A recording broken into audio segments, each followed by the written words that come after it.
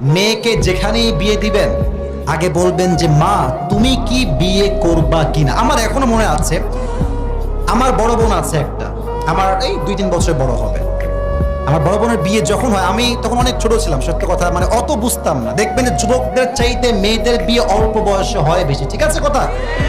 তো আমার এখনো মনে আছে, আমার বোনের জন্য পাত্র দেখেছে কয়েকটা, লাস্ট যেই পাত্র সবার মোটামুটি পছন্দ হয়েছে, আমার এখনো মনে আছে, আমাদের বাসায় 3টা রুম ছিল, আমার বোনের একটা রুম, আমার একটা রুম, আব্বা আম্মার আর একটা রুম।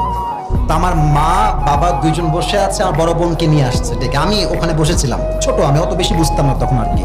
তো আমার বাবা বলছে মা ছেলেটা অনেক ভালো লাগছে, আমাদের আসিফেরও পছন্দ, আমারও পছন্দ, তোর মায়েরও পছন্দ, সব ঠিকঠাক মনে হয়েছে আমাদের জায়গা থেকে, মা তুমি কি রাজি আছো? বিশ্বাস করেন যুবক ভাইয়ের আব্বা জানলা, আমার বোন যখন বলেছে আমি রাজি, তখনই আব্বা বিয়ের কাজ শুরু করেছে।